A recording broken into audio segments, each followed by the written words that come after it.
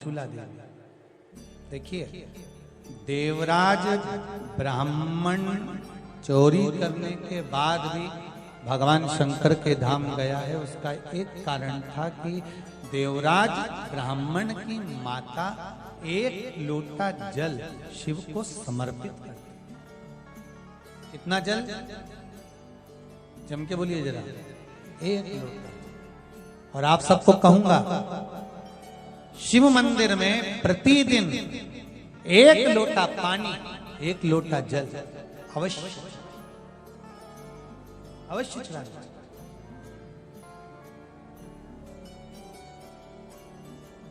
एक लोटा पानी भगवान शंकर को अवश्य। क्या होता है?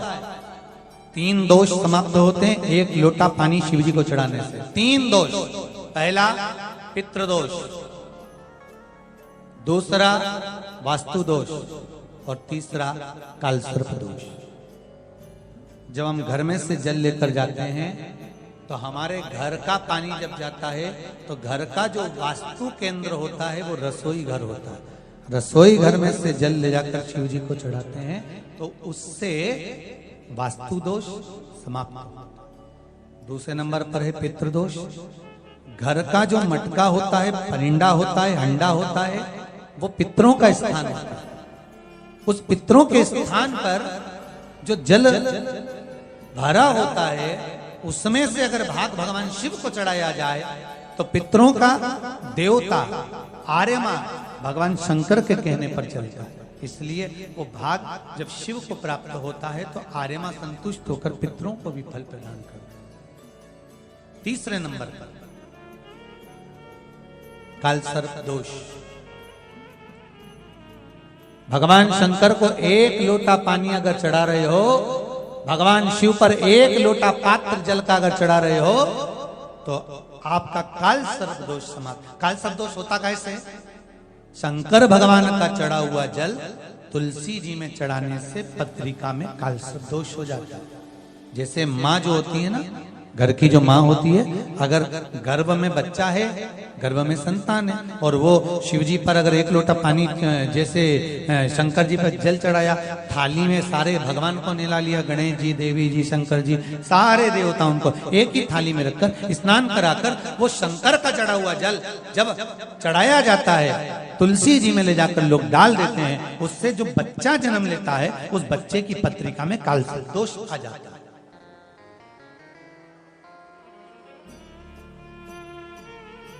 इसलिए शिव महापुराण की कथा कहती है सारे देवताओं को भले एक ही थाली में स्नान करा लो, एक ही पात्र में स्नान करा लो, पर देवाधिदेव महादेव को एक छोटे से पात्र में अलग से स्नान करा लेना चाहिए, अलग से।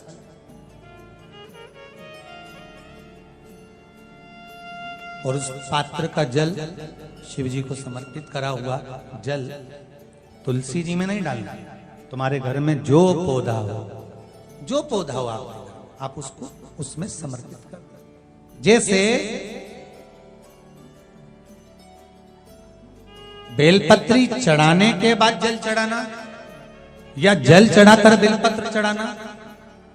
एक पत्र है, बड़ा सुंदर है, छोटा सा भाव, प्रश्न अच्छा है, आप सबके हित का।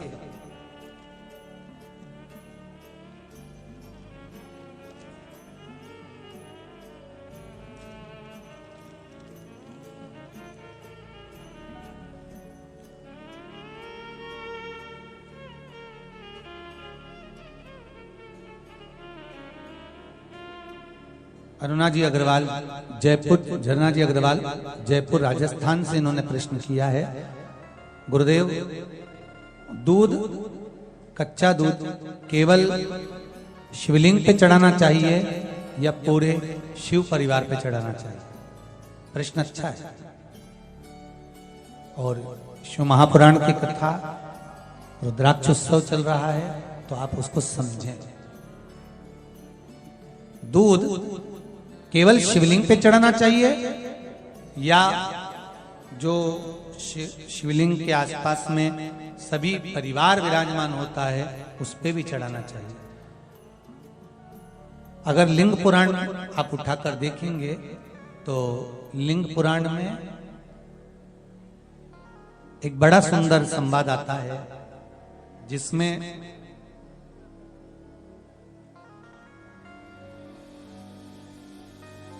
पीले कलर के शिवलिंग का वर्णन है। सफेद, लाल, पीला और काला, ये शिवलिंग का आपको पहले वर्णन करा है। ब्राह्मण सफेद मट्टी का शिवलिंग बनाता है, वैश्य पीली मट्टी का शिवलिंग बनाता है,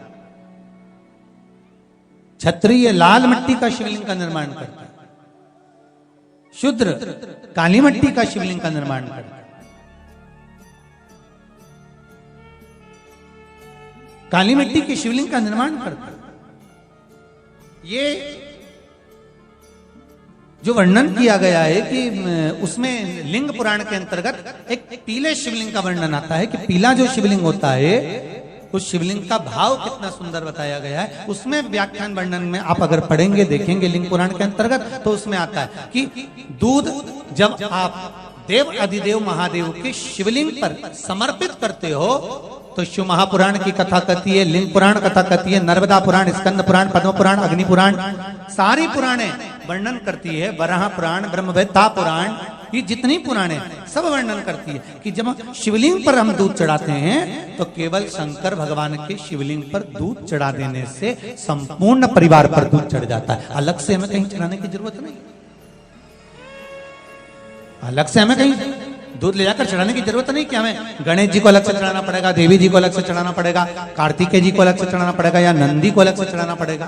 तो जो प्रश्न करा है धन्ना जी अग्रवाल जी ने, जयपुर राजस्थान से हैं, सुंदर प्रश्न करा है। और ये आपको ज्ञात होना चाहिए कि शंकर भगवान पर चढ़ाया गया थोड़ा सा भी दूध जल जो हम भगवान शिव को समर्पित कर रहे हैं वो केवल शिव के लिए नहीं रहता, केवल भगवान शंकर के लिए नहीं है, वो स्वयं 33 कोटि देवताओं को समर्पित हो जाए, स्वयं 33 कोटि देवताओं को।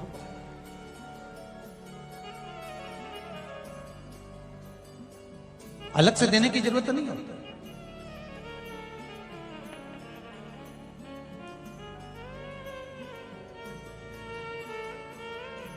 महाराज एक लोटा पानी, बेलपत्री आप शिवलिंग पर पहले चढ़ा रहे हैं, उसके बाद जल चढ़ा रहे हैं। दूसरा, जल चढ़ाने के बाद बेलपत्र चढ़ा रहे हैं। ये दो अलग अलग क्रम है शंकर भगवान की पूजन के। आप समझ लीजिएगा जरा, ये प्रसंग कभी नहीं आया, आज आया है तो उसको समझ।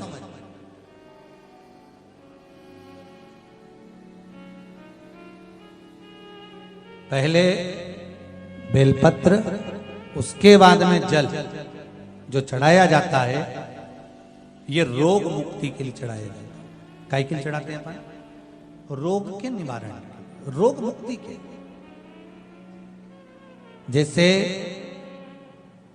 कोरोना महामारी के अंतर्गत अपन सबने स्मरण किया ऑनलाइन शिव महापुराण में कि एक वर्णन किया था कि अगर ज्यादा स्वास्थ्य गड़बड़ हो रहा है तो एक लोटा दूध था और एक लोटा पानी बेलपत्र रखकर फिर चढ़ाने का उस समय पर वर्णन किया था।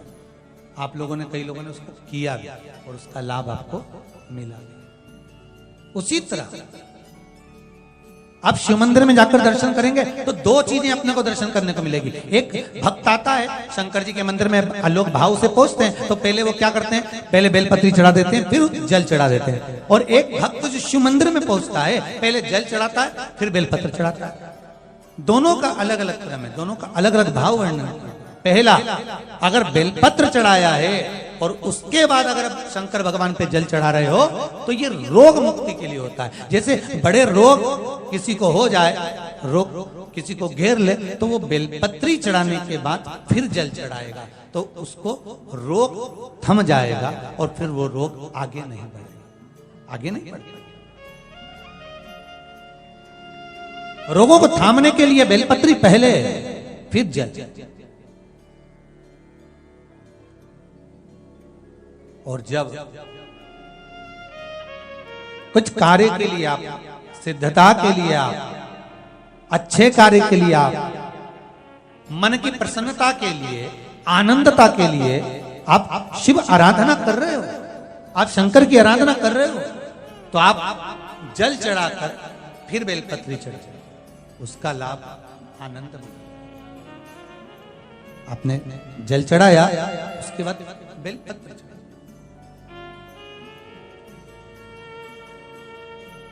बस एक बात का स्मरण आपको होना चाहिए शिव महापुराण का, कि जब भी आप भगवान शंकर को बेलपत्र चढ़ाते हैं, बेलपत्र समर्पित करते हैं, बेलपत्र समर्पित करते समय प्रयास करा करें कि ये बेलपत्र को जब भी आप समर्पित करें, प्रयास करें कि बीच की जो पत्ती होती है बेलपत्र की, मध्य की जो पत्ती होती है, उसको अंगुष्ठ से पकड़ा जाए। उसके बाद में आप फिर बेलपत्री को शिव पर समर्पित करें, प्रयास करें। बेलपत्र जो हम भगवान शंकर को समर्पित करते हैं, उसका मध्य जो भाग होता है, बेलपत्री का जो 3 देवताओं का मध्य जो भाग होता है, उसको पकड़कर बेलपत्री को शिव को समर्पित करना चाहिए। पूर्व की कथाओं में यह भी वर्णन किया है कि बेलपत्री की डंडी का मुख कहां होना चाहिए। पूर्व की कथाओं में यह भी बताया गया है कि बेलपत्री की तीनों डंडियों के बीच में, तीनों पत्तियों के बीच में जो खाली जगह होती है, डंडी होती है, उसका क्या महत्व है, ये पूर्व की कथा में पहले बता चुके। पर आज जो क्रम चल रहा है कथा का, उसमें अपन जो समझ रहे हैं वो ये होना चाहिए कि आप किस कामना से जल चढ़ा रहे हैं, आपके जल चढ़ाने का क्रम क्या है।